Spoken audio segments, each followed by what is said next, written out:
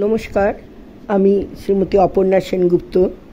কবিগুরু রবীন্দ্রনাথ ঠাকুর বিরচিত শ্যামলী কাব্যগ্রন্থের কবিতা হঠাৎ দেখা আবৃত্তি পরিবেশন করছি। রেলগাড়ির কামরায় হঠাৎ দেখা, ভাবিনি সম্ভব হবে কোনো দিন। আগে ওকে বারবার দেখেছি লাল রঙের শাড়িতে, ডালিম ফুলের মতো রাঙা। আজ পরেছে কালো রেশমের কাপড়, আঁচল তুলেছে মাথায়, দোলন চাপার মতো চিকন গৌর মুখখানি ঘিরে।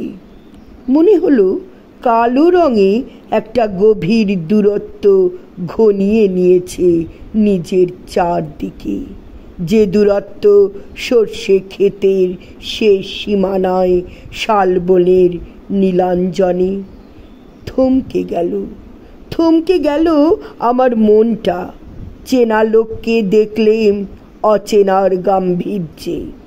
হঠাৎ খবরের কাগজ ফেলে দিয়ে আমাকে করলে নমস্কার। সমাজবিধির পথ গেল খুলে।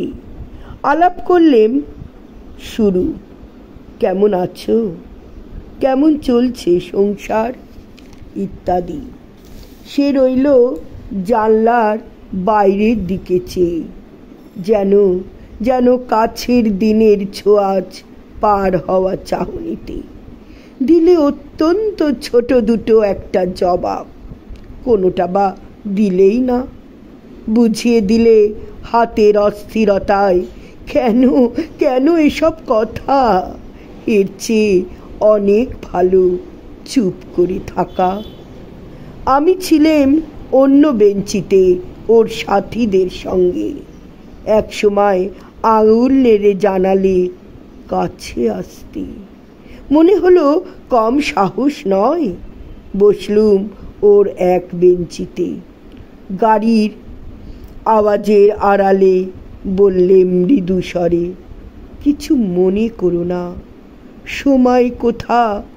সময় নষ্ট করবার। আমাকে নামতে হবে পরের স্টেশনে। দূরে যাবে তুমি, দেখা হবে না আর কোনো দিনই। তাই যে প্রশ্নটার জবাব এতকাল থেমে আছে, শুনবো তোমার মুখে। সত্য করে বলবে তো? আমি বললাম, বলবো। বাইরে আকাশের দিকে তাকিয়েই শুধলো, আমাদের গেছে যেদিন, একেবারেই কি গেছে, কিছুই কি নেই বাকি। একটুকু রইলেম চুপ করে। তারপর বললেম, রাতের সব তারাই আছে দিনের আলোর গভীরে। খটকা লাগলো, কি জানি বানিয়ে বললেম নাকি। ও বললে, থাক, এখন যাও ওদিকে। সবাই নেমে গেল পরের স্টেশনে। আমি চললেম একা, শুধু একা। নমস্কার।